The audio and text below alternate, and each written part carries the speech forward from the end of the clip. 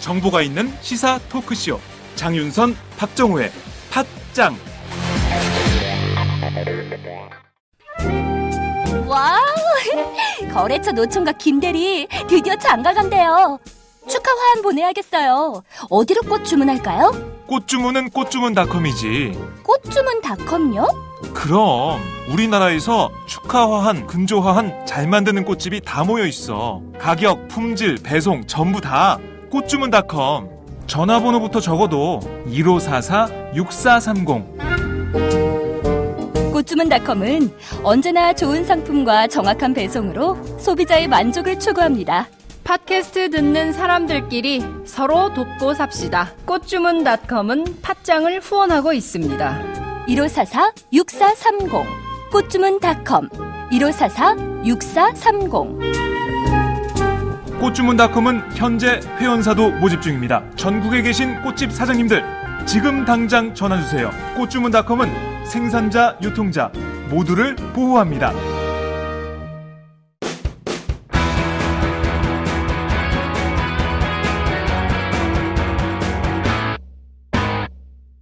색깔 있는 인터뷰. 색깔 있는 인터뷰 시작하겠습니다. 어제 민주노총이 발표한 지방자치단체 최저임금법 위반 실태 자료는 매우 충격적입니다. 지방자치단체, 그러니까 지방정부조차도 최저임금 제도를 제대로 지키지 않고 있다라는 결과가 드러난 것인데요. 이 지방정부마저도 이렇게 최저임금을 지키지 않고 있으니 민간 기업이야 오죽하겠냐. 이런 짐작도 가능한 상황입니다. 전체 조사 대상 241개 지자체 가운데 무려 101개, 112개, 그러니까 46.4%가 최저임금을 지급할 수 없는 인건비를 편성한 걸로 드러났습니다. 오늘 이 문제를 좀 짚어보도록 하겠습니다. 최혜인 한국비정규노동센터 정책부장을 전화로 연결합니다. 최 부장님 나와 계신가요? 네, 안녕하세요. 네. 저희가 어제 민주노총이 발표한 자료를 좀 지켜봤는데요. 상당히 내용이 충격적입니다. 조사 내용을 일단 좀 압축해서 설명을 좀 부탁드리겠습니다. 예, 저희가 전국의 광역자치단체와 기초자치단체 중에서 241개 자치단체를 조사 대상으로 했어요. 네네. 그래서 그 중에서 112개 말씀하셨던 것처럼 네. 112개에서 최저임금법을 미달한 인건비를 편성한 내역이 좀 확인이 됐습니다. 네. 최 부장님, 잠깐만요. 저희가 지금 자료 화면을 좀 띄워놓고, 네. 구체적으로 어느 지역에 문제가 있는 것인지 저희가 좀 확인을 좀 하면서 저희가 이게 생방송으로 진행이 좀 되고 있기 때문에요.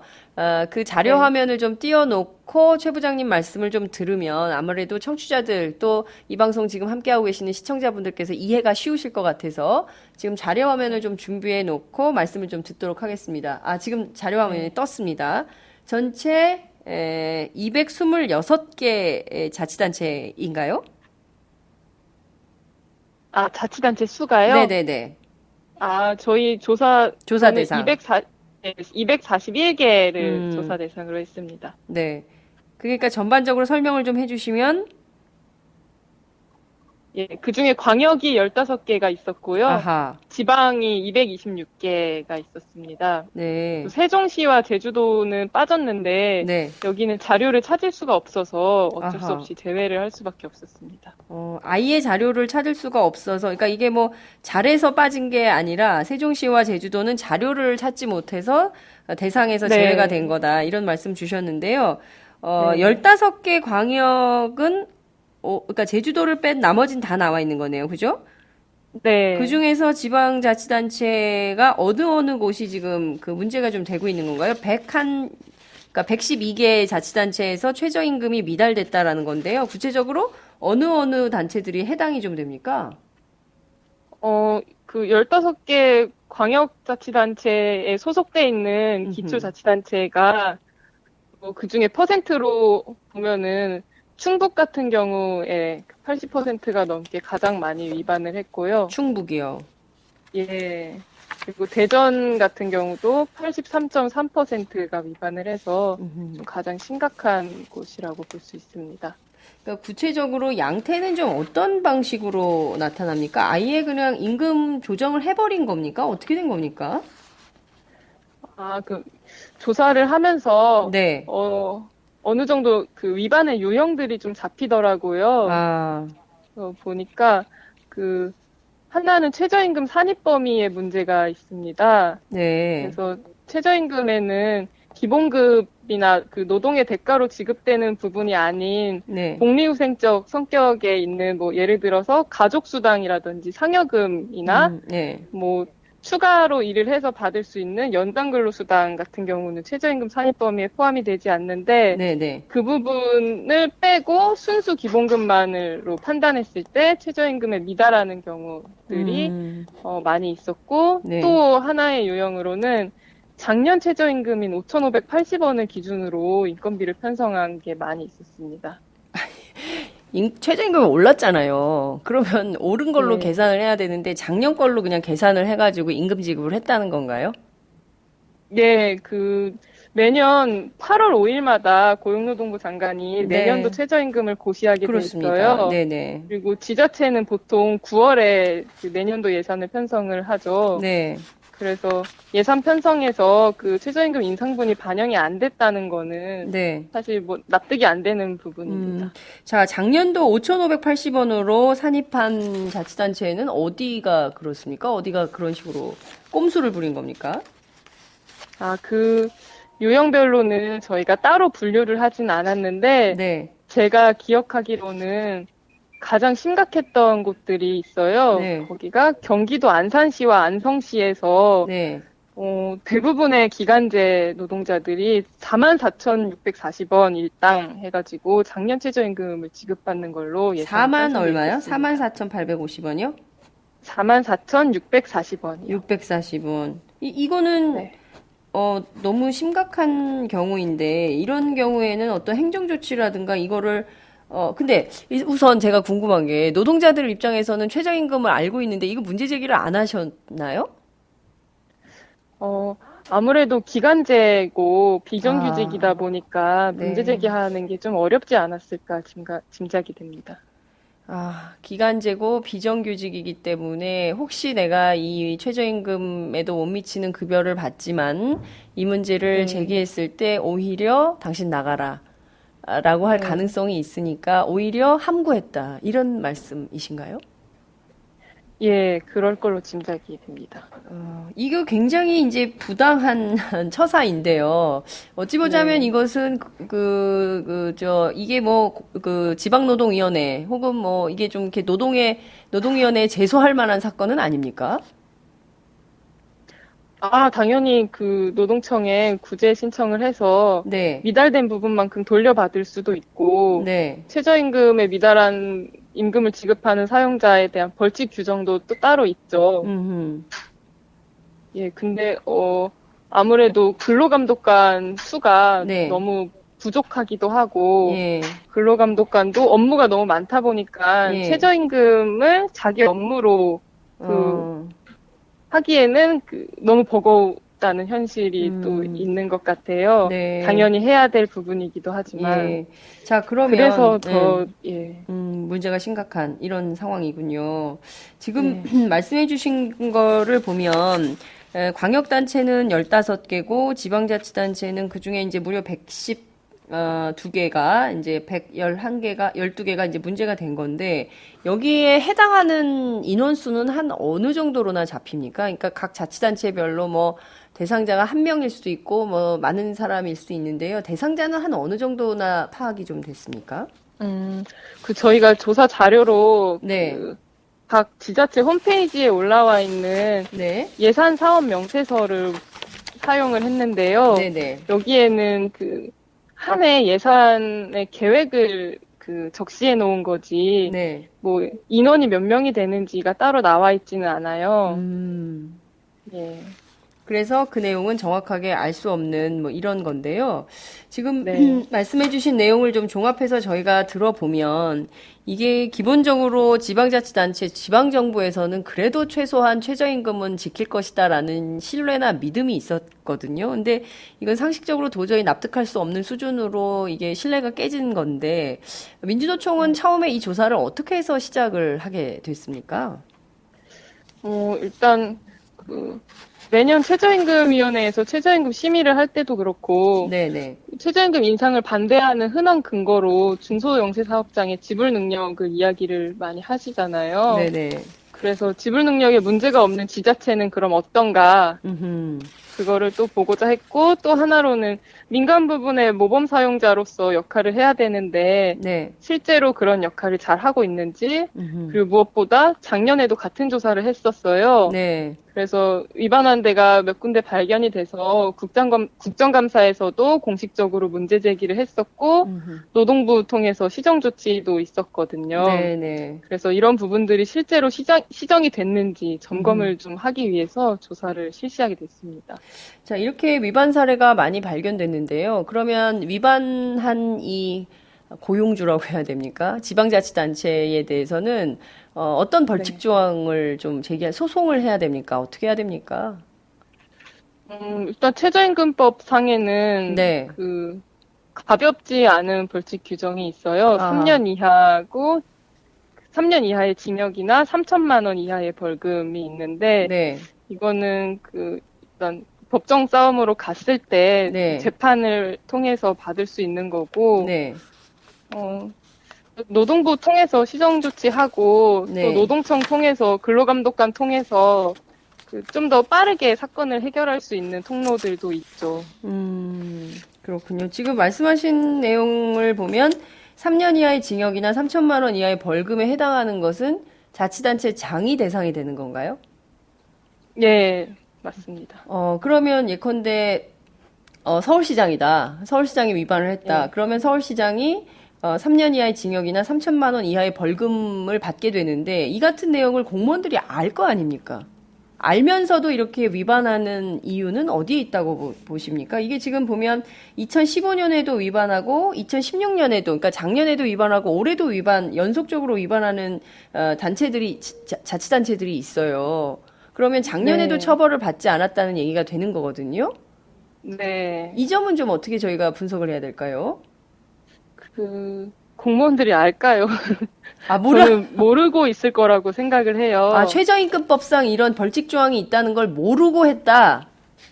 예, 그렇기도 하고, 작년 최저임금이나 올해 최저임금이 얼마인지도 잘 모를 것 같고, 또 최저임금 산입 범위에 대해서도 잘 모를 것 같아요.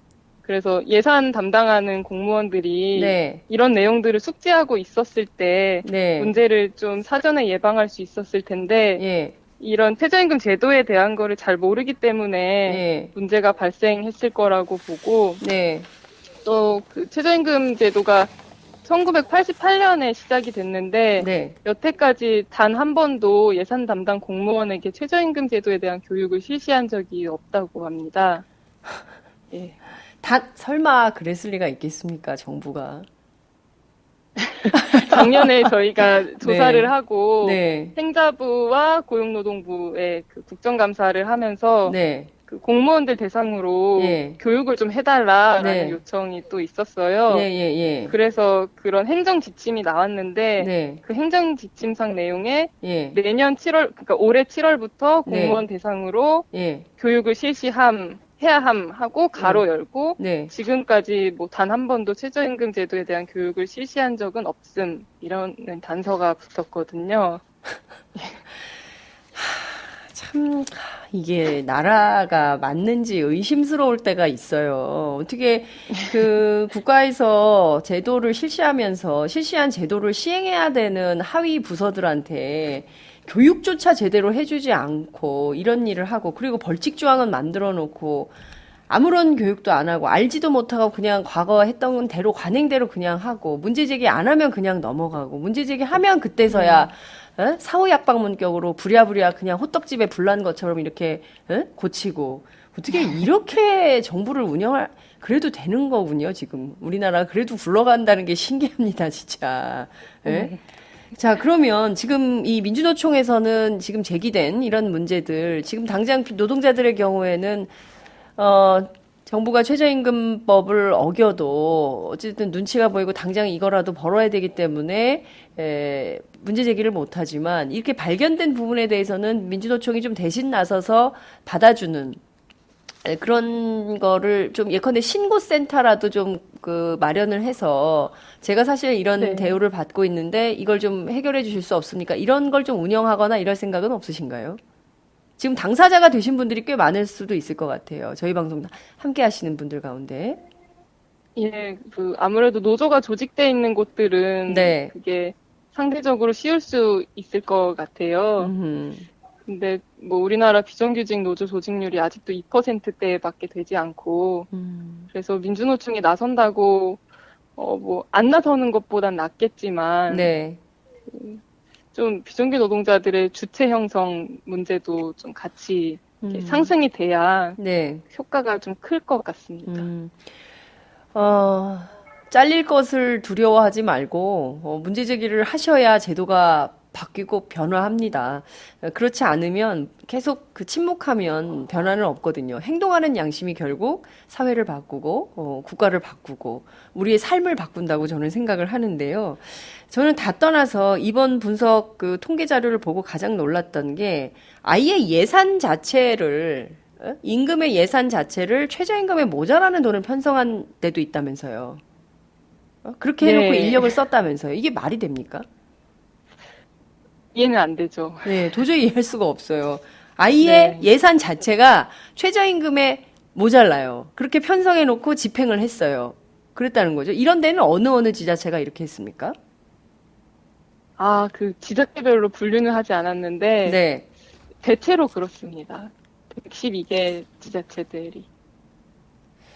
진짜 충격적인데요. 그러니까 예산 자체를, 그러니까 그래도 그분들도 이제 신문을 보실 거 아니에요. 올해 최저임금이 얼마로 조정이 됐다라는 보도가 나오고, 그리고 본인이 예산 담당자면 각 시도 그 지자체 관계자들 말이죠. 그러면 뭐 행정 지침도 내려보내고 올해 이렇게 최저임금이 달라졌으니까 달라진 최저임금에 따라서 이렇게 하라라고 할 텐데 유독 기간제 비정규직 노동자들에 대해서는 최저임금을 어기는 이런 관행, 그리고 해마다 반복되는 이 문제는 어떤 방법으로 해결할 수 있을까요? 그러니까 저는 저도 하면서 정말 이해가 안 됐는데 이게 노동에 대한 감수성이랑도 또 연결이 될 것 같아요. 비정규직 노동자들이라든지 그 보통의 최저임금 받는 분들은 네. 이게 생활비기도 하고 생계비기도 한 임금인데 네. 그렇지 않은 사람들 입장에서는 최저임금에 대해서 관심이 없고 그리고 설마 아직도 최저임금을 받는 사람이 있나 하는 생각도 한편으로는 있는 것 같습니다. 말씀하신 대로 현재 최저임금을 받으면서 일하시는 노동자들의 경우에는 그것이 생계비고 생활비이기 때문에 이 자체라도 없으면 안 된다는 절박감이 있는 반면 자치단체에서 그 직급별로 이렇게 다 그 정규직 공무원 노동자인 경우에는 최저임금 자체에 대해서 별로 관심이 없기 때문에 이런 처리를 했다라고 말씀을 주셨는데요. 그럼에도 불구하고 예산 담당자들은 이걸 좀 생각해서 했어야 됐던 네. 것은 아닌가 싶고요. 이렇게 예산 담당자들이 터무니없이 예산을 설계해 놓은 것에 대해서는 아무도 감시를 안 했다는 건가요? 그러니까 각 시도 그 지방자치단체에도 전부 의회가 있지 않습니까? 기초는 네. 기초의회가 있고요. 광역은 광역의회가 있어서 행정 권력을 감시하도록 돼 있지 않습니까? 그러면 의회는 네. 뭘 한 거예요? 의회는. 그것도 참 지금 저 최 부장님하고 저하고 둘 다 너무 당황한 가운데 인터뷰를 하고 있어가지고 듣고 계신 청취자분들께서는 뭐야 이게 지금 이러실 것 같아요. 의회는 뭘 한 거예요? 너무 궁금해요. 자정 능력이 없는 것 같아요. 이게 법 위반인지 아닌지에 대한 인식이 부족한 것과 자정 능력과 또 연결이 되는 것 같고, 네. 그래도 뭐 올해 7월에는 예산 담당 공무원 500명을 대상으로 교육을 한다고 했던 것 같거든요. 네. 그래서 이 작업을 매년 할 계획인데 네. 내년에는 좀 위반한 자치단체들이 대폭 줄어들지 않았을까 하는 기대도 또 한편으로 갖고 있습니다. 너무 착하신 거 아니에요? 네. 팟짱에 이렇게 보도가 되고 오늘 아침 경향신문에 대대적으로 보도가 됐기 때문에 특히 이제 저희 방송을 함께하고 계시는 각 시도의 그 광역 의원님들 그리고 기초 의원님들께서 즉각적으로 좀 점검해 보셨으면 좋겠습니다. 우리 동네 도대체 이 비정규직 기간제 노동자들의 임금 체계가 어떻게 돼 있는가, 최저임금이 보장이 되는가 안 되는가, 안 된다면 이걸 어떻게 처리해야 되는가 즉각적으로 판단하셔서 해결을 좀 수일 내에 지어주셔야 된다. 이런 당부 말씀을 좀 드리고 싶습니다. 지금 보면요, 그동안 우리가 최저임금 지불 안 하는 데는 주로 민간 악덕 기업주들, 예? 그리고 네. 왠지 외국인 노동자들에게만 그럴 것처럼 우리가 생각을 해왔거든요. 왜냐하면 네. 대개는 그런 사례들이 언론에 많이 나왔기 때문에 그렇습니다. 뭐 대개 임금체불, 사장님 월급 주세요, 뭐 이런 예. 이주 노동자들의 목소리 저희가 많이 전달을 했었는데 이게 정부 안에서 버젓이 이런 일이 벌어지고 있다는 것에 대해서 많은 국민들, 저희 방송 함께하고 계신 분들, 청취자들께서 황당하다 이런 생각을 하실 것 같은데요. 이걸 근본적으로 좀 하려면 어떤 제도적 개선 방안이 있을까요? 일단 최저임금 제도에 대한 홍보 그리고 인식을 제고하는 그런 작업들이 필요할 것 같습니다. 그리고 이게 참 여러 가지가 바뀌어야 되는 부분이라서 네네. 뭐 하나를 콕 집어서 말씀드리기가 참 그런데 네. 최저임금 위반했을 때 네. 그것에 대한 시정, 고용노동부에서 뭐 근로감독을 했는데 네. 최저임금이라는 게 사실 큰 돈이 아니잖아요. 네. 그러다 보니까 가볍게 생각하는 지점들이 있어서 일의 우선순위에서 밀리게 되는데 그런 것을 전담할 수 있는 근로감독관도 생겨야겠고 또 법원에서도 최저임금에 미달하는 임금을 지급하는 게 노동자의 생계를 위협하는 거다라는 네. 인식을 가지고 재판을 해야 하는 그런 인식의 변화들도 같이 있어야 될 것 같습니다. 네. 박근혜 대통령 2012년 대선 후보 당시에 본인 스스로도 최저임금에 대해서는 공약을 한 바 있습니다. 지금 본인 스스로 약속을 안 지키고 있는 게 너무 많기 때문에 유독 최저임금만 문제다 이렇게 주장할 수는 없겠습니다만 최저임금과 관련한 박근혜 대통령의 정책 방향 과 관련해서 이번에 이렇게 그 조사 결과로 드러난 바들 좀 어떤 좀 정부 차원에서 조치가 필요하다 이렇게 보십니까? 그때 박근혜 대통령 후보일 때도 최저임금 인상을 공약으로 내걸었는데 또 기억나는 건 그때 박근혜 대통령이 발언하기로 최저임금이 5,000원이 아직 안 되나요? 라는 이야기를 했던 것 같아요. 네. 그러니까 진정성이 없었던 공약이었던 거고 올해 총선에서 새누리당도 최저임금을 2020년까지 9,000원 수준으로 올리겠다라는 공약을 하기도 했는데 네네. 사실 지금까지의 인상률로 보면 2020년에는 당연히 9,000원 정도 되거든요. 현상 유지만 해도. 현상 유지만 해도. 예. 네. 그렇기 때문에 저는 박근혜 대통령이나 새누리당에서 최저임금에 대한 정책이 없는 걸로 보고 있습니다. 박근혜 정부의 최저임금 정책은 없다. 이렇게 평가를 하셨습니다. 진보정당인 그 정의당의 경우에 최저임금 10,000원 시대를 열어서 국민 평균 임금을 300만 원 시대로 만들어야 된다 이런 주장을 하고 있는데요. 이런 정의당의 주장에 대해서 민주노총은 좀 어떤 입장이세요? 예, 당연히 찬성합니다. 최저임금 10,000원 돼서 네. 200만 원 시대에 열어야 한다고 생각합니다. 200만 원 시대라도 열어야 된다라는 주장을 예. 해주셨어요. 자, 이번 조사를 하시면서요, 제일 끔찍한 경우도 발견을 하셨을 것 같고요. 특히 혹시라도 임금체불이나 근로계약서조차 쓰지 않은 상태에서 노동이 진행된 경우라든가, 최저임금법 위반한 것은 물론이고, 이런 사례들도 좀 발견이 됐습니까? 이번 조사 내용에는 포함되지 않는 부분들이 중이라서 네. 따로 발견을 하지는 못했습니다. 그렇군요. 어찌됐든 지금 굉장히 충격적인 최저임금법 위반 사례가 나온 것 같습니다. 이 문제에 대해서 민주노총 내년에도 조사를 하시는 거죠? 네. 네, 알겠습니다. 저희가 지난해는 다루질 못했는데요. 내년에는 저희가 꼭 한번 다시 다뤄서 얼마나 변했는지, 실제 교육에 효과가 있는지 좀 확인해 보도록 하겠습니다. 오늘 말씀 잘 들었습니다. 네, 감사합니다. 네, 지금까지 최혜인 한국비정규노동센터 정책부장과 함께했습니다.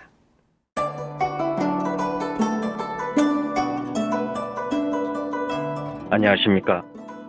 저는 정도전을 15년 전에 최초로 소설로 썼던 작가 임종일입니다. 사실 정도전을 소설로 쓰는 데만 10년이 걸렸는데 그 시절 무명의 고달픈 심신을 양꼬치와 고량주로 달래주었던 풍무 양꼬치.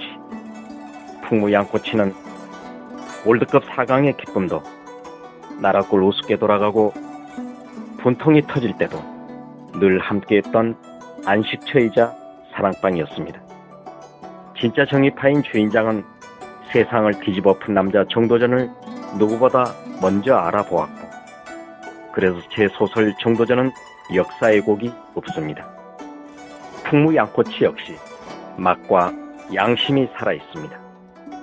좋은 사람끼리는 꼭 만나야 합니다. 어떻습니까? 오늘 풍무 양꼬치에서 만납시다. 2호선 구로 디지털 단지역으로 오세요. 예약 문의 02809-9292 02809-9292. 팟짱 애청자라고 하시면 정성 가득 담긴 서비스도 나갑니다. 지우마 호세프 브라질 대통령에 대한 탄핵 심판이 현지 시간으로 12일 가결이 됐지요.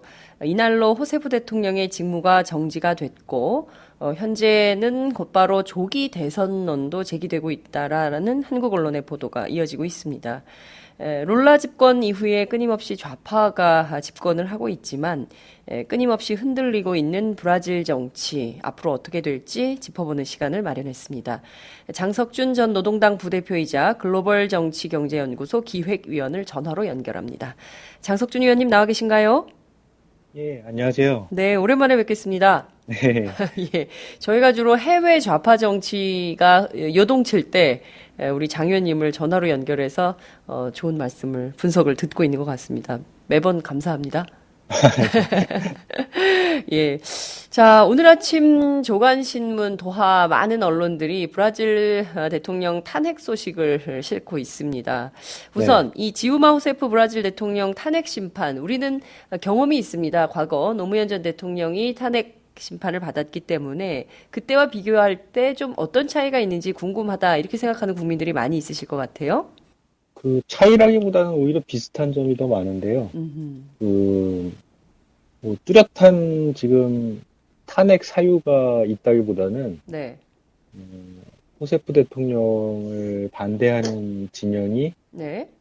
브라질의 현재 불고 있는 정치권 비리 수사 정국에 기대어서 호세프 정부를 전복시키려고 하는 네. 그런 성격이 강해서 예. 2004년에 한국의 탄핵 정국 같은 경우도 네. 당시 노무현 대통령이 뭐 뚜렷한 과오를 저질렀다기보다는 네. 뭐 당시 정계가 이제 총선을 맞이해서 요동치고 있었고 네.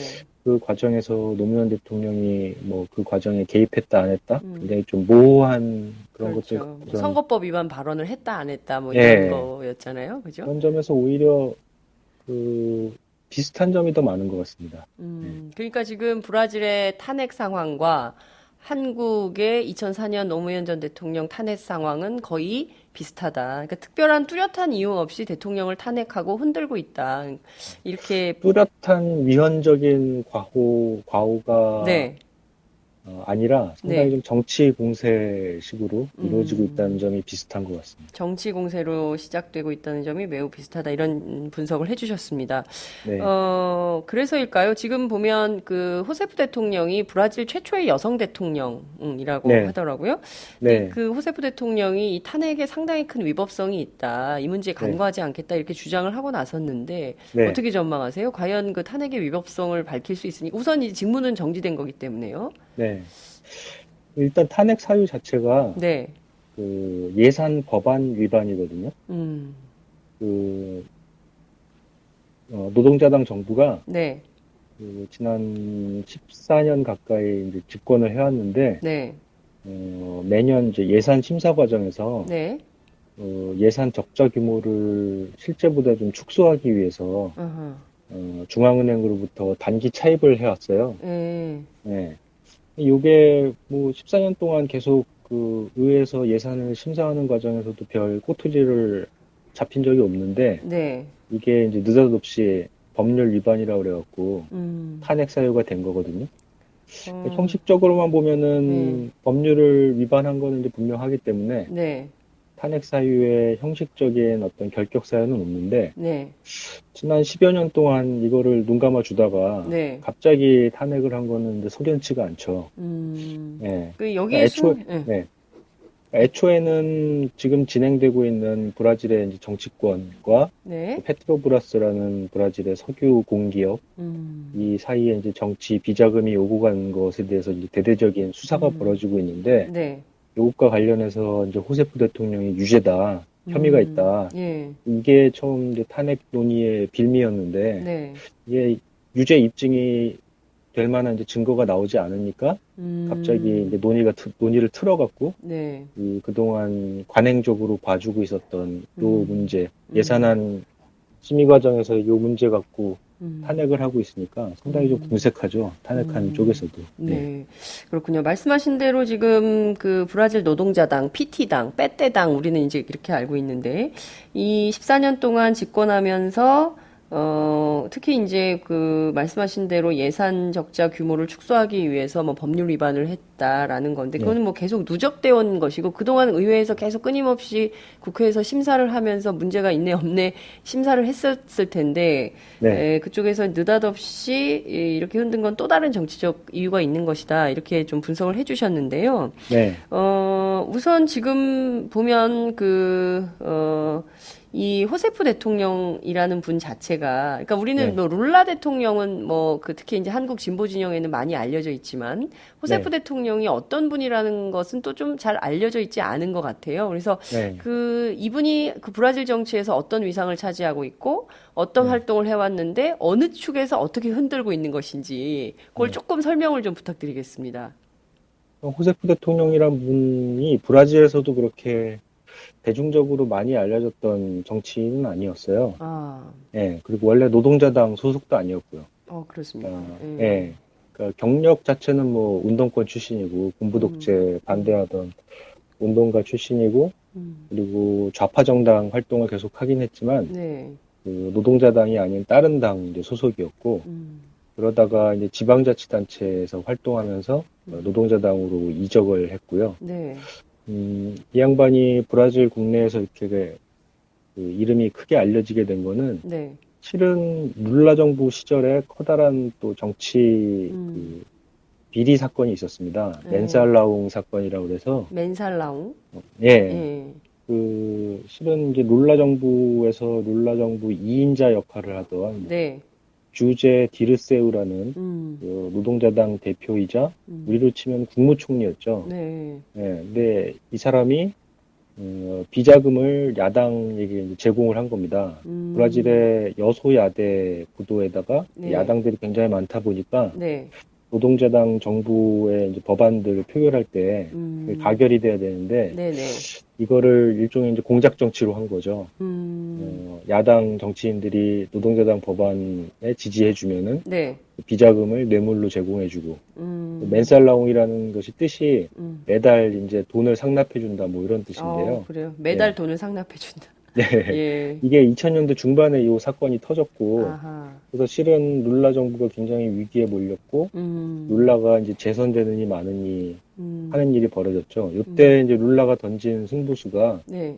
국무총리격인 이 수석 정무장관을 네. 디르세오를 이제 파면하고 이제 좀 이름이 알려지지 않은 여성인 이 호세프를 임명을 한 겁니다. 네. 그러면서 이 양반이 그 정부 내부의 이 자정 작업 그리고 정책 기조를 이제 뒤바꿔서 그때까지만 해도 그 외국의 금융 투자자들이라든지 이런 사람들 눈치를 많이 보는 정책을 펼쳤었는데 네. 과감하게 국내 내수를 진작시키는 정책들을 펼치고 요게 이제 힘이 돼서 룰라가 재선을 할 수가 있었고요. 그 이때부터 이제 호세프라는 사람도 브라질에서 굉장히 그 이름이 알려지게 됐고 그래서 룰라도 자기 후임 후계자로서 파격적으로 예. 이 호세프라는 분을 지명을 하게 됐고 네. 지금 두 번째 임기까지 오게 된 겁니다. 아, 그렇군요. 그러니까 지금 룰라도 재선 2번 연임을 했고 또 네, 지금 호세프도 호세프도 이제 2번째.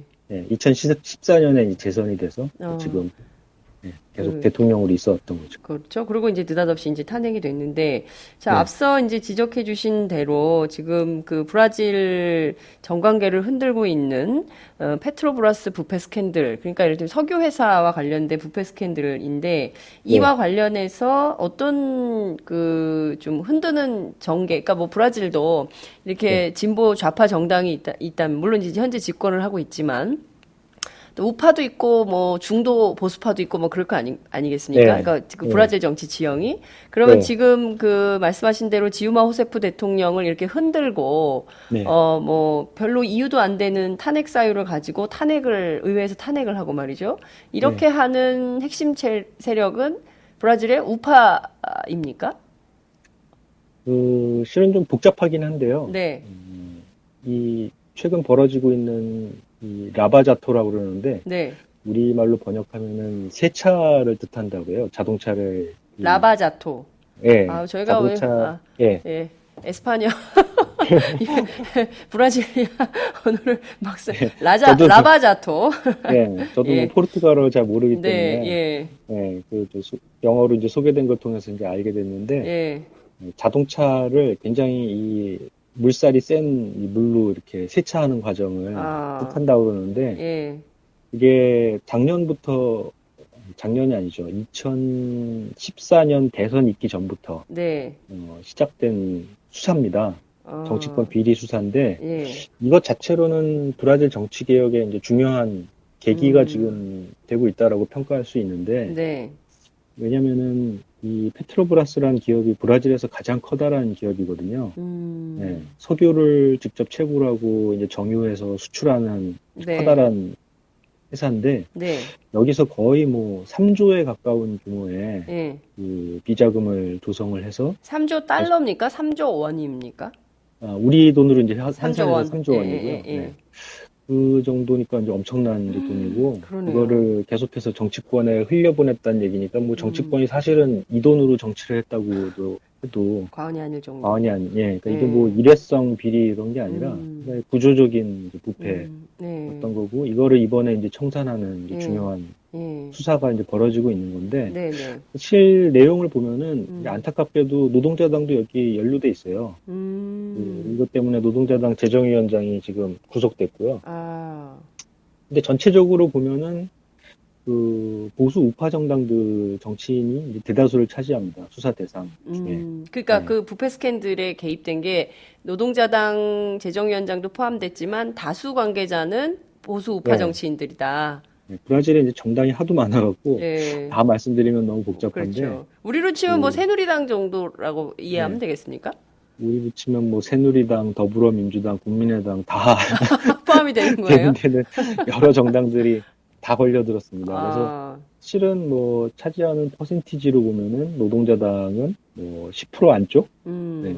이거 뭐 부패라는 거를 이런 식으로 그 측정하는 게 네. 좀 맞지 않는 측면이 있긴 하지만 어쨌든 뭐 형식적으로 보면은 한 전체 한 9할 이상은 다른 당의 이제 정치인들이 연루가 됐는데 네.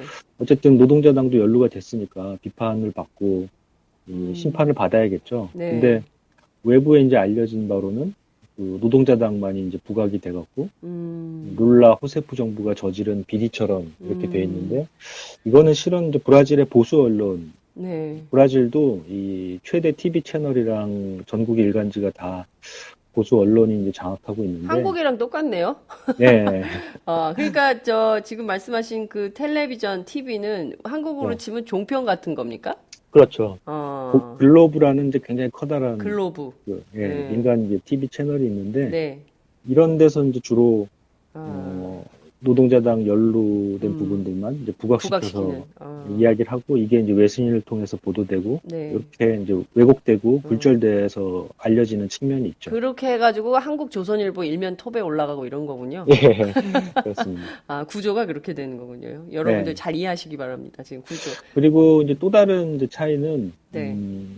그 다른 당 정치인들 같은 경우는 실은 개인 비리로 이제 나타나고 있어요. 대표적인 게 이번에 그 탄핵 절차를 그 하원에서 네. 표결하는 과정에서 그 주재한 게 하원 의장이거든요. 네. 하원 의장 에드와르드 쿠냐라는 사람인데 네. 그 사람 그 표결 주재하고 나서 잡혀갔어요. 네? 표결 주재하고 나서 네. 그 하원 의장직을 그 박탈당했습니다. 그 호세프 대통령처럼. 아이고. 그 이유는 구속됐어요? 구속은 아니고요. 네. 자격이 정지됐습니다. 직무정지, 정확하게 자격정지. 네. 예. 그 이유가 이 사람 같은 경우는 그 페트로브라스 자금을 받아갖고 아, 자기가 이제 쓴 거죠.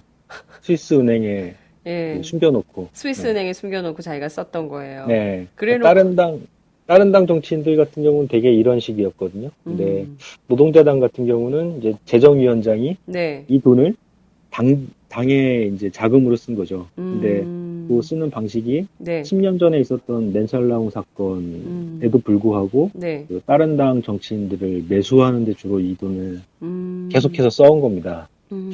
네. 이런 좀 같은 이제 부패긴 한데 네. 부패의 양상이 조금씩 달랐던 부분이 있고요. 네.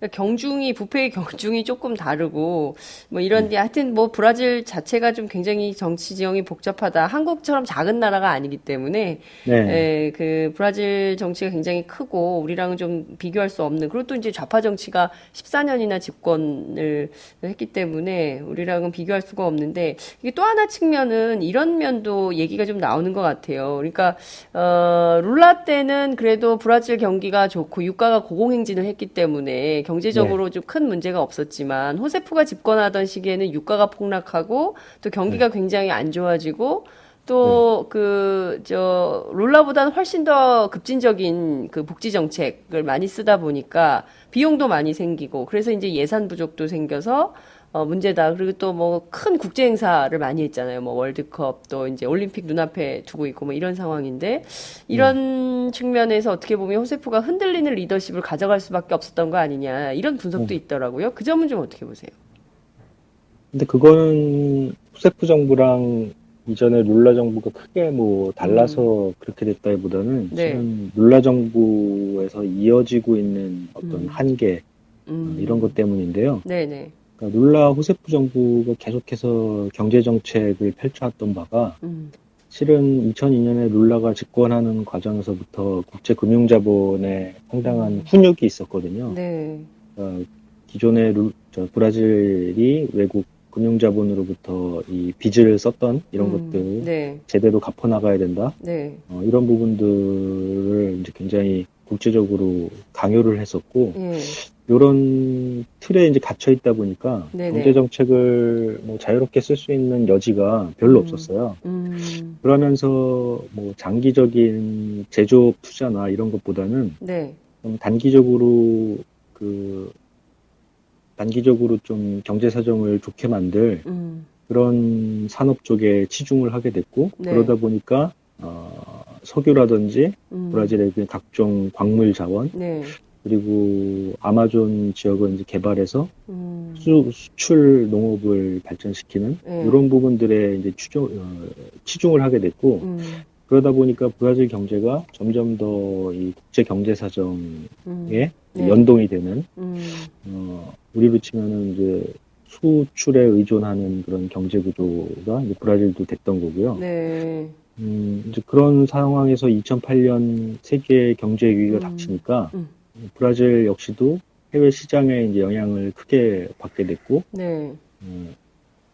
복지가 호세프 대통령 시절에 이제 갑자기 늘어났다기보다는 룰라 정부 이후 계속해서 복지를 늘려왔는데 네. 그것들이 대부분 기존 그 조세 구조나 이런 것들을 바꿔서 정부 이 재정을 늘려갖고 네. 복지로 지출하기보다는 이 농업이라든지 광물 자원의 수출이 늘어나면서 그것에 의해서 얻는 이제 수익으로 경제 성장률이 높아지면서 정부 세입도 늘어나는 그런 구조의 바탕을 두고 복지 지출을 하다 보니까 전반적으로 경제 사정이 나빠지고 브라질 수출이 안 되고 그렇게 되니까 정부 세입도 줄어들고 복지 재정은 계속 지출해야 되는데 계속 이제 적자가 나고 이런 이제 위기에 몰리게 됐던 거죠. 전반적으로 뭐 정리해서 말씀드린다면은 룰라 호세프 정부가 네. 경제 구조를 만들어가는 과정에서 지나치게 해외 시장에 의존하는 그런 구조를 만든 책임은 분명히 있다고 할 수 있겠습니다. 네, 그렇군요. 지금 그 중요한 점은 어찌됐든 그 한국에서 알려진 브라질 좌파 정부가 물론 이제 여러 가지 문제점과 어려움이 있겠지만 그래도 좌파의 명맥을 좀 이어가는 그런 정책들을 많이 썼다 이런 평가를 받고 있는데요. 이번의 경우에 예컨대 호세프 직무가 정지되고 그리고 지금 즉각적으로 테메르인가요? 부통령이 지금 네.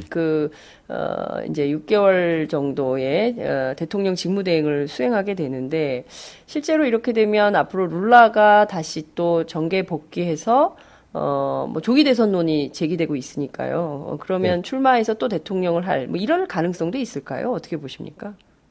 원래 이 탄핵 정국 시작되기 전에 네. 룰라가 다음 대선에 나온다라는 게 거의 기정사실화돼 있었고요. 이미. 네. 브라질은 중임은 이제 금지되어 있는데, 네. 그러니까 연임은 금지되어 있는데, 예. 전임 대통령이었던 사람이 다시 대통령에 출마하는 것은 금지되어 있지 않거든요. 네. 그래서 호세프 대통령이 2기까지 마친 뒤에 이제 대통령 선거에서 룰라가 다시 나올 게 이제 굉장히 기정사실화돼 있었고, 그 경우에 실은 노동자당 이외의 그 진영에서 룰라를 이길 만한 후보가 없다는 말이죠. 실은 그게 탄핵 정국이 시작되는데 중요한 또 영향을 미치기도 했습니다. 네, 그래서 이번에 호세프 및 더 나아가서 룰라까지 상처를 주어야 이게 다음 대선에서 노동자당의 다시 재집권을 막을 수 있다. 이런 분위기가 있다 보니까 무리하면서도 이런 지금 정치 행위가 벌어지고 있는 것이고요. 그렇군요. 우리 같은 경우에는 당시에 이제 그 열린우리당 탄핵 사태 때 사실 당시 한나라당이 상당히 역풍을 맞지 않았습니까? 그래서 그 열린우리당이 대거 과반 이상의 의석을 차지하는 기염을 토한 바 있는데 브라질의 경우에는 어떻게 역풍은 없을까요? 지금 이렇게 되면? 실은 호세프 정부 안에서도 차라리 이렇게 된 바에는 조기 대선을 치러야 된다.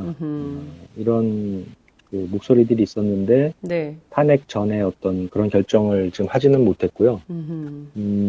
룰라 전 대통령을 중심으로 해서 지금 반탄핵 운동이 펼쳐지고 있는데 요 진영 내에서는 이 테메르 부통령의 임시 대통령 직무 기간을 늘리지 말고 바로 조기 대선에 돌입해야 된다. 이런 얘기가 이제 노동자당 쪽에서 오히려 나오고 있죠. 그 이유는 이제 방금 말씀하신 그런 이유들 때문에 오히려 그 탄핵으로 인해서 그동안 좀 노동자당 정부에 등을 돌렸던 민심이 오히려 노동자당으로 쏠리게 될 그런 가능성들에 주목해서 그런 얘기들이 나오고 있는 것 같고요. 그리고 덧붙여서 말씀드리면 이 테메르 부통령이라는 사람 같은 경우는 민주운동당이라는 브라질의 아주 커다란 원내 제1당이면서 중도 우파를 대표하고 있는 정당인데 그 정당의 소속입니다. 그러니까 호세프 대통령하고는 당적이 다르죠.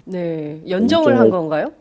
좌우 합작식으로 이제 연정을 만들었던 건데 이 탄핵 정국이 불거지게 되니까 이 사람이 이제 표변을 한 겁니다. 한마디로 배신을 때린 셈인데요. 그러니까 유승민 원내대표하고 네. 누굽니까? 저 원유철 그 정책위 의장이 틀어졌잖아요. 그래서 네. 유승민이 나가면서 그 원유철이 표변해가지고 이제 친박으로 이렇게 합세하는 이런 거하고 비슷한 건가요? 그러면? 뭐 굳이 비유하면 그럴 수도 있는데 훨씬 더 이제 커다란 규모의 그렇겠죠. 이제, 예. 표변을 한 셈인데 그러니까 이 사람 같은 경우 원래 자기 색깔이 이제 우파이고 그러니까 자기가 뭐 선거를 통해서 대통령이 되기는 어려운데 네. 이런 기회를 통해서 아하. 이제 대권을 잡고자 하는 딱 기회가 보이니까 네. 기회를 잡은 거죠. 테메르 입장에서는 쿠데타네요. 네. 네. 그런 점에서 보면은 이게 이제 쿠데타라고 노동자당 진영에서 얘기하는 게 상당히 이제 설득력이 있습니다. 근데 아무튼 이 사람이 벌써부터 이야기하고 있는 게 자기가 임시 대통령이 되면은 네. 충격요법을 이제 실시를 하겠다. 그 충격요법이 뭐냐? 현재 브라질 경제 위기 상황을 해결하기 위해서 우리로 치면 구조조정을 하겠다는 겁니다. 아, 그래요. 각종, 한국하고 비슷하네요. 네, 예. 임금 삭감 및 각종 이제 복지 정책 그 지출들을 이제 삭감하는 이런 정책을 펼치겠다는 건데 이건 한마디로 노동자당이 10년 넘게 해왔던 모든 업적들을 다 이제 없애버리겠다는 거거든요. 상황이 이렇게 되면은 지금은 뭐 탄핵 대 반탄핵 혹은 뭐 부패 이런 것들이 정치 쟁점이 돼 있지만 네. 다시 경제사회 정책이 쟁점이 되면서 노동자당 대 노동자당 진영 이런 식으로 구도가 재편되면서 좀 역동적인 정치 상황이 다시 열릴 것으로 이제 생각이 됩니다. 저는 미셰오 테메르 부통령인가요? 이분이 어제 이제 바로 직무대행을 맡게 됐는데 직무대행 맡자마자 쏟아낸 얘기들이 경제 활성화고요, 네. 연금 개혁이고 그 노동 개혁이더라고요, 부패 척결이고. 네. 그래서 박근혜 대통령하고 너무 비슷한 얘기를 하고 있어서. 네.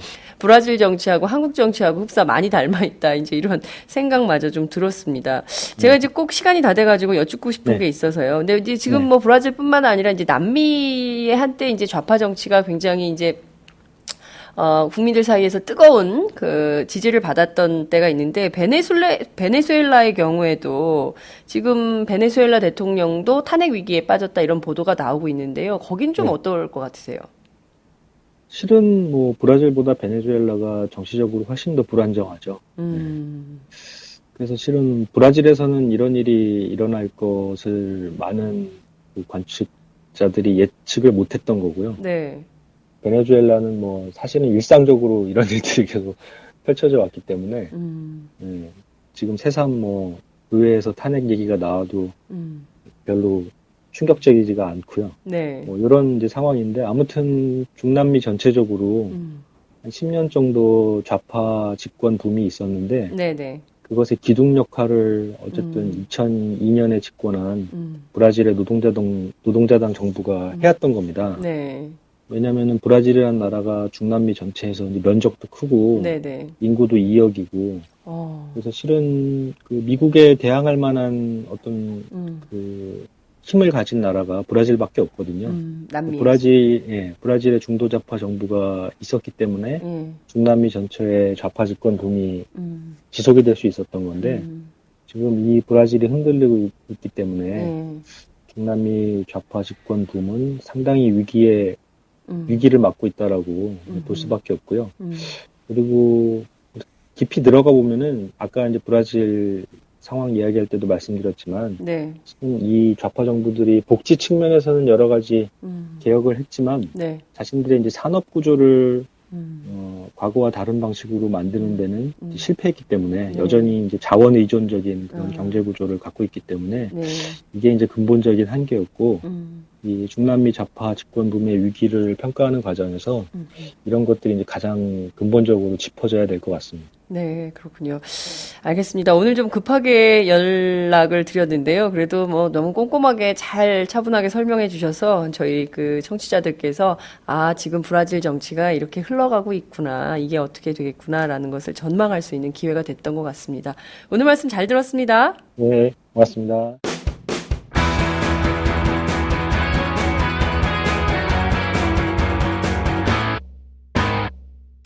색깔 있는 인터뷰. 색깔 있는 인터뷰 시작하겠습니다. 앞으로 2주 뒤면 20대 국회가 개원을 하게 되지요. 많은 국회의원들이 새로운 각오와 다짐으로 20대 국회를 시작하게 될 텐데요. 세월호의 변호사, 거리의 변호사로 알려진 바로 박주민 변호사. 이번 20대 국회로 진출하게 된 거리의 변호사이기도 하죠. 박주민 당선인은 요새 어떤 고민과 어떤 생각으로 준비를 좀 하고 있을까요? 현재 전남 광주에서 더불어민주당 의원 워크숍을 진행 중에 있는 박주민 당선인을 전화로 연결해서 자세한 말씀 들어보도록 하겠습니다. 박 당선인 나와 계신가요? 예, 안녕하세요. 네, 오랜만입니다. 예, 예. 예, 저희는 최소한 일주일에 한 번은 만나고 싶어요. 예. 예, 박주민을 만나야 한다. 여러분들 지금 어디서 이 방송 보고 계십니까? 박당선인 나오셨어요. 빨리 응원 메시지 팍팍팍팍 올려주시기 바랍니다. 지금 어디 계세요? 광주의 워크샵천에서 와 있고요. 네. 지금은 워크샵을 끝내고 네. 해단식이라는 것을 한다고 해서 해단식 장소로 걸어가면서 지금 전화 통화를 하고 있습니다. 아, 지금 워킹 중에.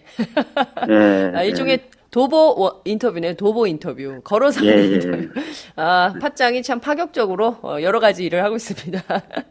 워크숍 분위기는 전반적으로 좀 어땠습니까? 어제 뭐 혼만 나고 왔다. 뭐 이런 언론의 비판 보도가 마구 쏟아지던데 현장 분위기는 좀 어땠어요?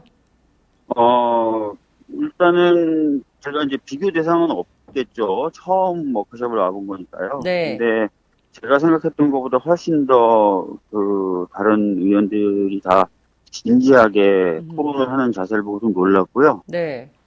토론 결과에 따라서 또 몇 가지 당의 네. 하반기, 그러니까 올 하반기 활동 계획을 이제 바로 짜내는 걸 봐서 네. 야, 이게 참 그래도 열심히 다들 하시는구나.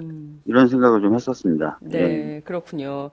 자, 지금 뭐 워낙 현안이 많아가지고요. 어찌됐든 지금 당장 뭐 2주만 지나면 국회 이제 개원을 하게 될 텐데 어떤 예. 준비를 지금 좀 하고 계세요? 오늘은 뭐 의원 워크숍 중이시지만. 예, 워크샵 마쳤고요. 네. 지금 저는 보좌진들을 거의 구성을 해서 보좌진들하고 당장 이번에 들어가면 해야 될 일들, 네. 장기적으로 해야 될 일들을 좀 선정하고 예. 담당자를 지정하고 생각들을 조금씩 발전시켜 나가고 있는 상황입니다. 그렇군요. 보좌진을 이미 꾸리셨군요.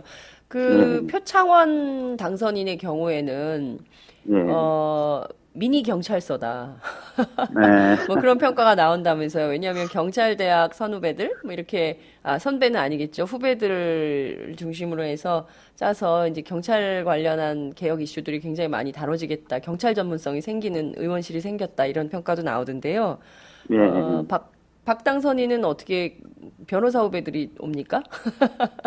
저는 저도 지금 행안위를 가고 싶다고 얘기하고 있으니까요. 행안위를 주로 했었던 보좌관도 제가 지금 채용을 했고, 네. 또 지역구 국회의원으로서 은평 지역에 대한 여러 사업을 해야 돼서 은평 지역에 거주하는 그런 보좌진도 좀 채용을 했고, 그래서 꽤 좀 다양하게, 그렇지만 네. 생각보다 굉장히 젊게 보좌진을 구성해서 그래요. 여러 가지 사업에 대해서 고민하고 있습니다.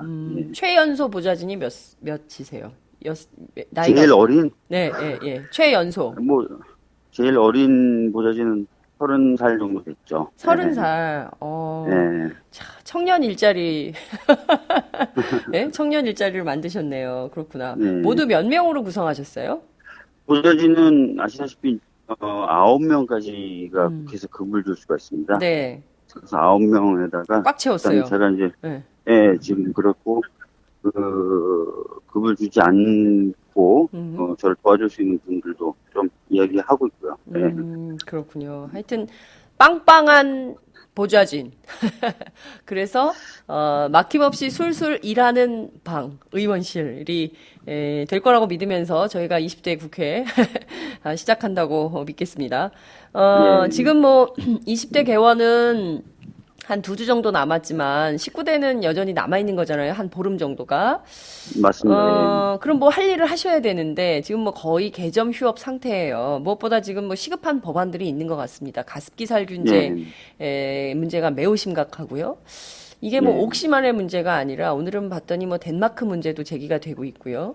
그러니까 영국에서 만든 것뿐만 아니라 덴마크산에서도 문제의 이제 화학 물질들이 나오고 있고, 그리고 또 이제 그 세월호 특조위 기간 연장 문제 때문에 이거 특별법을 어떻게 개정을 해야 된다 이런 얘기가 있는데 이 집은 어떻게 되고 있습니까? 세월호 특별법 같은 경우는 아시겠지만 농해수위에서 논의를 해서 본회의에 상정을 해줘야 돼요. 근데 이제 농해수위 회의가 열렸지만 새누리당 쪽 위원분들이 이제 참을 하셨죠. 그래서 논의를 하지 못했고, 그래서 19일 날 있을 본회의에 이 세월호 특별법 개정안이 상정되는 게 좀 어려워진 상황입니다. 아이고. 근데 물론 오늘 이제 그 박근혜 대통령과 예. 3당 네. 원내 지도부가 회동을 하는데 예. 그 과정에서 이제 박근혜 대통령이 좀 전향적인 자세를 보여준다면 예. 달라질 가능성도 있긴 있겠죠. 근데 아직까지는 현재까지의 상황으로서는 19대에서 본회의에서 처리되는 건 좀 어렵지 않나라는 그런 생각이 듭니다. 예. 말씀하신 대로 박근혜 대통령이 전향적으로 어떻게든 좀 해봅시다라고 나선다면 가능하겠지만 뭐 이런 전망이 우세하더라고요. 가습기 살균제 문제에 대해서는 속도를 발걸음을 떼지만 세월호 특별법에 대해서는 지난 4월 언론사 편집국장 보도국장 오찬 자리에서 했던 것에서 크게 나아지지 않지 않겠냐 이런 전망들이 있는데요. 우선 이렇게 되면 그 세월호 특조위 활동 기간은 6월 말에 종료가 되는 건가요? 예. 그럼 6월 말에 종료가 되고 네. 백서를 쓰는 3개월만 남게 되는 거죠. 예. 그러면 이게 사실상 뭐라고 그래야 됩니까? 진실을 인양하라고 했던 그야말로 그 세월호 선체 인양에 대해서는 조사도 못하고 활동을 마무리하고 처음부터 다시 또 해야 되는 이런 상황이 또 벌어질 수 있을 것 같은데요. 우선 오늘 나온 얘기를 좀 종합을 해보면 정부 새누리당이 세월호 특별법 시행령을 고치자. 그래서 세월호 선체 인양을 한 다음에도 특별조사위원회가 추가 조사를 부분적으로 할 수 있는 방안, 허용하는 방안을 검토 중에 있다. 이런 입장이 나왔습니다. 이 점은 좀 어떻게 보십니까? 시행령을 개정한다는 건데요. 근데 사실 그건 굉장히 좀 잘못된 거죠. 어떻게 보면 법이 네. 위원회 구성을 마친 시점부터 비산하게 되어 있지 않습니까? 네. 1년 6개월을. 네. 그 법 해석을 제대로 안 하면서 그 법 해석을 제대로 안 한다는 비난과 비판을 모면하기 위해서 시행령을 오히려 고쳐가지고 이 문제를 해결하는 듯한 태도를 보인다. 네. 아니면 부분적으로 요구를 받아들인다. 네. 하는 것 자체가 좀 다른 태도가 아니죠. 그리고 백서 쓰는 기간을 지금 얘기하는 걸로 알고 있는데 3개월 정도만 해가지고 선체가 인양된 후에 조사를 할 수 있겠다, 이렇게 해주겠다라고 하는 건데, 그것도 좀 이상해요. 6월 말에 끝난 다음에 3개월이라면은 7, 8, 9월인데, 네. 인양이 이제 7월 말 또는 8월 초란 말이죠. 네. 인양이 된 뒤에는 보통 한 달 정도의 청소라고 해야 되나요? 아니면 정비라고 해야 되나요? 그런 기간을 거쳐야 된대요. 그 다음에 이제부터 조사가 시작되는 건데, 그렇게 되면 9월 말까지 선체 조사가 다 끝날 수 있느냐? 전문가들은 그건 어렵다는 겁니다. 그래서 시행령 개정이라든지 이런 걸 통해서, 이 기간을 보장했다고 얘기하는 건 아까 말씀드렸던 것처럼 하나의 꼼수고, 또 충분히 보장하는 것도 아니라는 거죠. 지금 말씀하신 대로 해수부는 이런 얘기를 하고 있습니다. 그러니까 6월 30일 날 특조위 조사 기간이 끝나면 그동안 말씀하신 대로 석 달 동안은 보고서만 작성을 할 수 있지만 그래도 이 부분 선체 인양과 관련된 부분은 조사할 수 있도록 시행령. 그러니까 선체 인양에 대해서 조사할 수 있는 것만 허용한다. 근데 다른 것은 안 되고 오로지 선체 인양과 관련된 것만 조사할 수 있도록 하겠다. 이런. 그렇죠. 그러니까 굉장히 아주 요구 중에 아주 부분적인 부분만 받아들이겠다는 것밖에 안 되는 거고, 법 해석을 엉망으로 하는 걸 전제로 해서 시행령을 바꾼다는 거라서 여러 가지 문제를 담고 있죠. 그 해결 방안은. 자, 그러면 이거를 어떻게 하는 게 좋겠다고 생각하십니까? 지금 상황에서 가장 바람직하고 또 피해자와 유족들의 입장을 반영하는 방향으로 한다면 가장 좋은 거는 이제 국회가 법을 아예 바꿔서 인양한 후에도 충분히 조사할 수 있는 기간을 보장해주는 방법이 가장 좋고요. 네. 그게 안 되면 해수부가 법 해석을 제대로 해서 네. 여러 가지 어떤 조사를 할 수 있게끔 활동 기간을 해석해주고 예산을 보장해주는 거죠. 그렇군요. 그 앞서 해수부에 이런 의견서를 박주민 당선자 이름으로 보낸다는 보도가 나왔는데요. 실제 그 의견서를 보내셨습니까? 그 의견서를 보내기 위해서 같이 보낼 의원들 모집하는 그 과정을 어제 좀 거쳤고요. 더불어민주당 의원들이요? 네, 어제 좀 거쳤고, 그 서한을 보낼 시기는 네. 뭐 오늘 내일이 아니라 네. 19대 국회가 19일날 마지막 본회의를 예정하고 있어요. 예.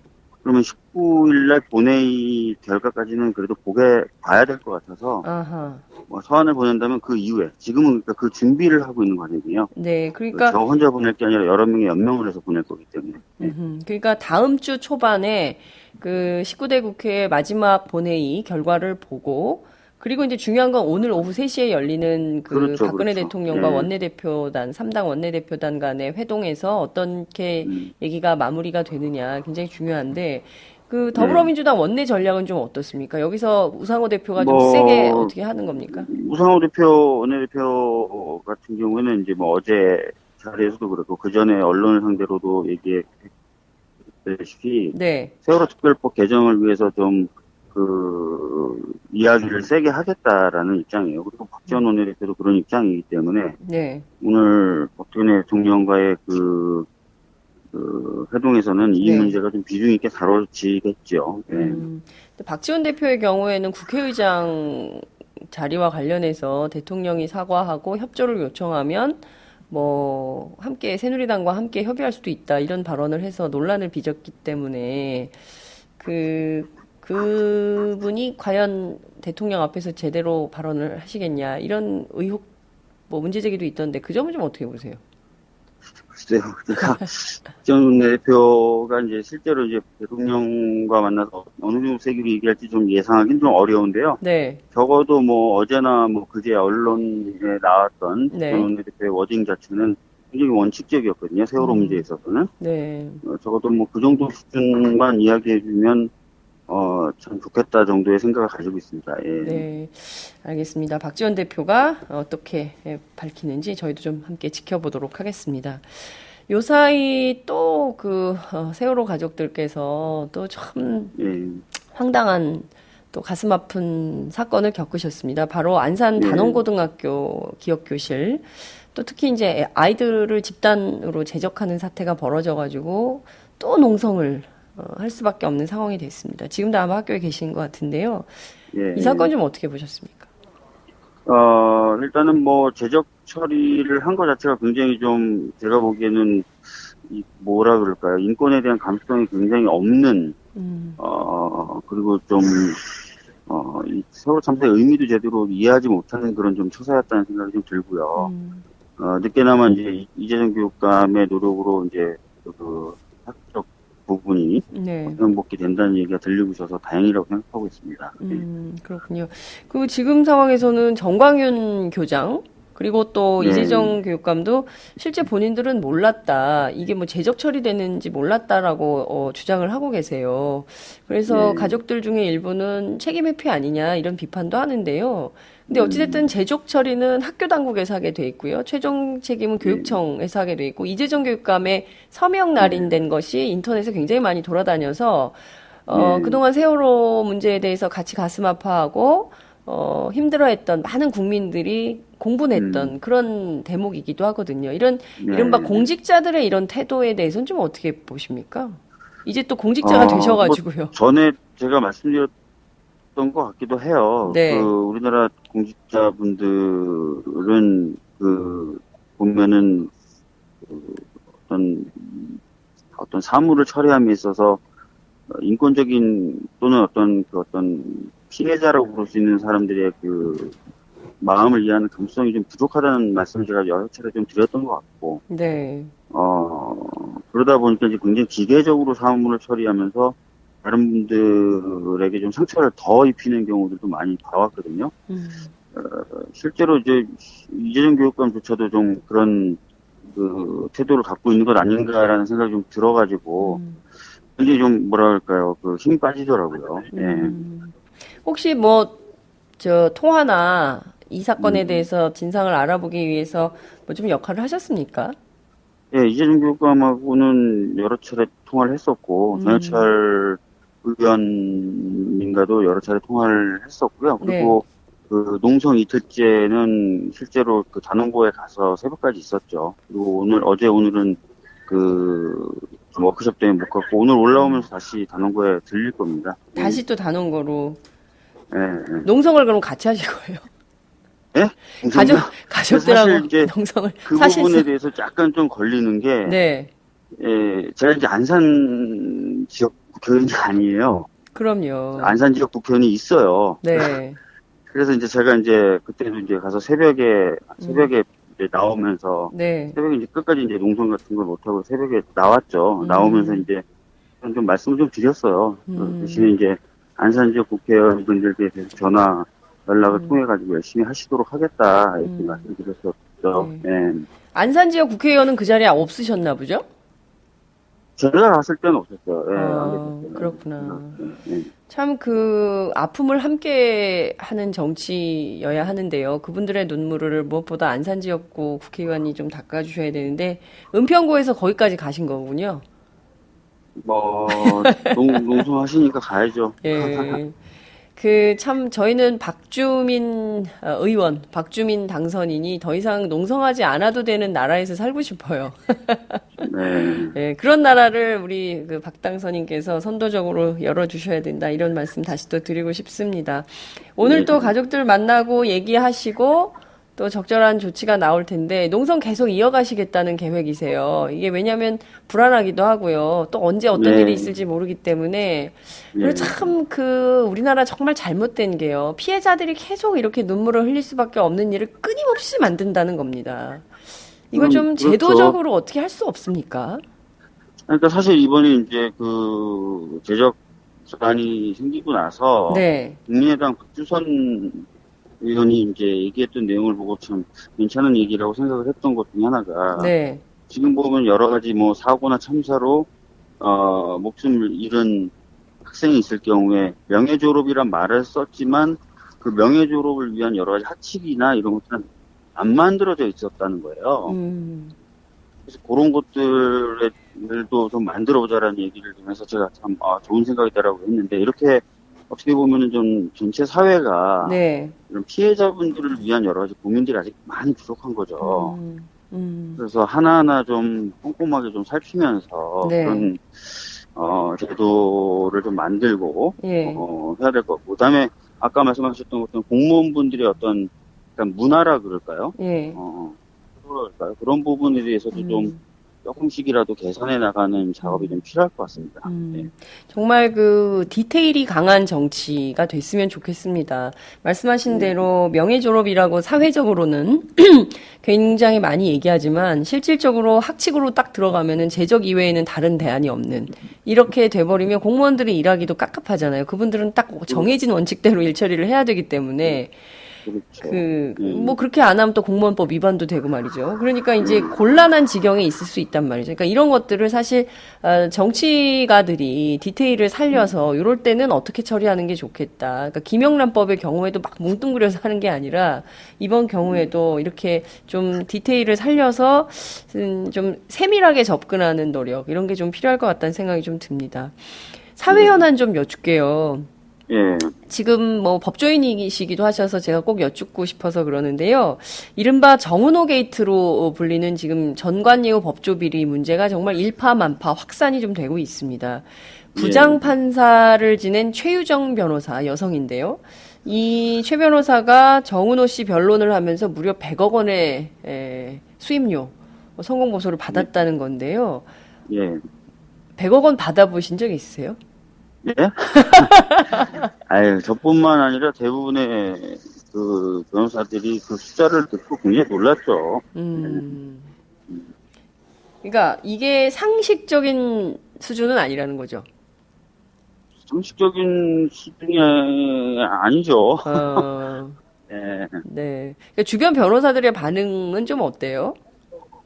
주변에 최근에 제가 이제 변호사를 직접 만나지는 않지만 이제 변호사 출신 그 당선인들 하고 좀 어제 저녁 먹으면서 얘기 들어보면 다들 꿈 같은 액수라고 얘기해요. 근데 이게 어떻게 가능한 일이 됐을까요? 이를테면 전직 부장판사였기 때문에 이게 가능한 일일까요? 아니면 부장판사 지냈다고 해서 다 이렇게 큰 금액을 받는 것은 아니다. 이렇게 그렇죠. 얘기도 하시던데요. 예. 부장판사 지냈다고 해서 다 그 금액을 받는 건 아닐 테고요. 네. 그 과정을 저도 잠깐 얘기 들어보니까 이제 사실인지는 좀 더 확인되어 봐야 되겠죠. 언론 보도만을 통해서 이제 말씀드리는 건데, 언론 보도에는 보면 그 최우정 판사 출신 변호사가 네. 능력이 있다, 내가 너 해줄 수 있다는 얘기를 계속 했다는 거잖아요. 그죠? 여러 가지 요구사항을 자기가 단순한 정관이 아니라 그걸 해줄 수 있다라고 얘기했다는 거고, 네. 거기에 어떻게 보면 이제 설득이 됐다 또는 뭐 그럴 줄 알았다라고 이제 얘기하는 건데, 그 정도로 뭐 좀 약간 그 자기 자신의 능력이라든지 이런 것들을 좀 과장하고 해서 그게 또 가능하지 않았나 싶어요. 단순하게 뭐 부장판사라고 해서 그 정도 받을 수 있지는 않을 것 같고요. 그렇군요. 어찌됐든 이 사건 굉장히 큰 충격을 그러니까 뭐 일반 서민들 입장에서는 정말 상상할 수도 없는 금액 액수지만, 그리고 또 이분이 현찰로 금고에 넣어두었다 이런 황당한 얘기도 나오지만 또 대개의 경우에는 뿐만 아니라 이제 정은호 개인에 대해서도 문제 제기를 좀 하고 있는 것 같습니다. 이게 비단 그러니까 본인 그 해외 원정 도박 사건에만 국한되는 것이 아니라 이를테면 네이처 리퍼블릭이라는 화장품 회사의 뭐 탈세라든가 배임이라든가 횡령이라든가 뇌물이라든가 특히 이제 군대 안에 그 화장품 납품 비리도 있다 뭐 이런 지적도 나오는데요. 이게 어느 정도나 확대될 거라고 좀 전망하세요? 글쎄요. 지금 보니까 이제 그 분이 여러 건 또는 회사가 또 있었던 여러 건이 있었는데 그게 이제 뭐 무죄 받거나 무혐의 처리된 것들이 있다고 제가 들었는데 그렇다면 당연히 그 관계자들 숫자가 더 늘어날 가능성은 있겠죠. 다만 이제 그 검찰이 아마 그 수사를 맡게 될 텐데 과거의 경우에 비춰보면은 검찰이 관여된 사건에 대해서는 좀 수사를 무디게 하는 경향들이 있지 않습니까? 그래서 이게 실제로 어느 정도 드러날지도 조금 애매한 부분도 있다고 생각합니다. 말씀하신 대로 지금 최 변호사뿐만 아니라 홍만표 전 검사장의 경우에도 최소 6억 원 이상은 받았다라는 얘기가 나오고 있기 때문에 과연 검찰 수사에서 이분들에 대한 비리의 규모 이게 어느 정도나 드러날지는 좀 수사를 지켜봐야 되겠지만 검찰이 제대로 수사를 못한다면 또 정치에서 담당해야 될 몫이 있지 않습니까? 이 사건에 대한 이를테면 게이트로 해서 뭐 국정조사라든가 청문회라든가 이런 거를 좀 검찰개혁 차원에서도요 해볼 필요가 있는 거 아닌가라는 문제 제기도 있는데 그 점은 좀 어떻게 보세요? 뭐 사실 이번에 이제 대선 때도 대선 공약으로는 대부분 얘기 나왔던 게 이제 그 검찰 개혁들을 어느 후보들이나 다 공히 얘기했었거든요.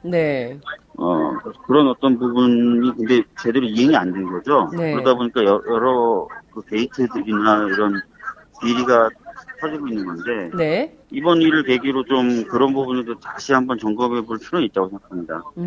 그렇군요. 지금 뭐 주변이 굉장히 갑자기 소란스러워졌는데요. 버스에 지금 안 타면 저를 두고 해단식은 제가 이제 참여를 못했는데 버스에 안 타면 큰일 날 것 같은 이런 것이죠. 버스는 타야 돼서 해단식도 근처에 서 있었습니다. 이런 사실 알려주고 혼나는데 끝으로 한 가지만 여쭐게요. 지금 뭐 이 얘기는 나중에 저희 스튜디오에 나오셔서 좀 더 상세하게 설명해 주시면 좋겠는데 어버이연합 게이트요. 주류 언론에서 거의 다루지 않고 있습니다. 지금 뭐 상황을 보면 거의 그냥 뭐 누르고 있는 거 아니냐. 그래서 심지어 이제 추선희 사무총장 잠적 문제가 굉장히 심각한 이슈였는데 결국 이거 그 개그 작가 유병재 씨가 찾아냈어요. 그래서 본인이 소장을 내는 뭐 이런 장면까지 좀 나왔는데 이 사건 문제는 좀 어떻게 더불어민주당 안에서 조치가 좀 되고 있는지요? 지금 뭐 말씀하신 것처럼 검찰이 지금 수사를 거의 안 하고 있고 그거는 아마 이제 박근혜 대통령이 지난달에 있었던 그 언론 보도국장 또는 팀장들과의 간담회에서 사실이 아닌 것으로 보고받았다라고 또 일종의 가이드라인을 그렇습니다. 하신 것으로 좀 보여지거든요. 네. 그래서 지금 이 부분을 뚫고 나가기가 당장은 좀 어려워 보일 수도 있어요. 어렵다고 좀 생각이 되고요. 그렇지만, 여러 가지 지금 정황들이 많이 드러나고 있기 때문에, 네. 계속해서 압력을 좀 행사해야 되겠죠. 그리고 무엇보다도 저희가 지금 제보를 좀 받으려고 노력하고 있어요. 어버이연합 관련. 예. 예, 관련된 어버이연합뿐만 아니라 이제 이런 식의 동원 네. 된 정황에 대한 예. 제보를 받으려고 하는데 추가적인 어떤 정황이라든지 이런 것들이 수집이 된다면은 조금 더 강하게 압박을 할 수 있을 것 같고 네. 그러면은 아마 이게 그냥 무시되지는 못할 겁니다. 알겠습니다. 지금 버스를 타셔야 되기 때문에 제가 더 인터뷰를 여쭙기가 좀 인터뷰를 계속 진행하기가 어렵습니다. 오늘 말씀 잘 들었고요. 광주에서 잘 올라오시고요. 다음 주에는 서울에서 한번 뵙죠. 예, 알겠습니다. 저희 스튜디오로 꼭 나오세요. 예, 알겠습니다. 예. 네, 오늘 말씀 잘 들었습니다. 고맙습니다. 예. 네, 지금까지 그렇죠. 예, 더불어민주당 박주민 당선인과 함께했습니다. 오늘도 오마이뉴스 10만인 클럽 후원 회원님들의 발길은 이어지고 있습니다. 국민이 속지 않고 믿을 수 있는 언론을 기대합니다. 시민을 위한 언론, 오마이뉴스가 진보 종편으로 꼭 성공하기를 빕니다. 시민들의 판단에 위한 충실한 진실 전달자가 되어주세요. 민주주의가 왜곡 후퇴하는 이 불의하고 참담한 현실이 하나하나 타개되길 소망합니다. 오마이뉴스를 믿고 응원합니다. 장윤선, 박정호의 팟짱 후원하시는 10만인 클럽 회원님들의 가입 동기입니다. 참 절박하죠? 오마이TV가 보수 정편이 외면한 진실을 생생하게 전달하겠습니다. 내 손안의 스마트 진보 종편, 월 1만 원이면 됩니다. 지금 바로 전화주세요. 02733-5505, 내선 번호는 0번, 공용 핸드폰은 010-3270-3828입니다. 정권과 자본 앞에 할 말하는 당당한 오마이TV. 팍팍 밀어주세요!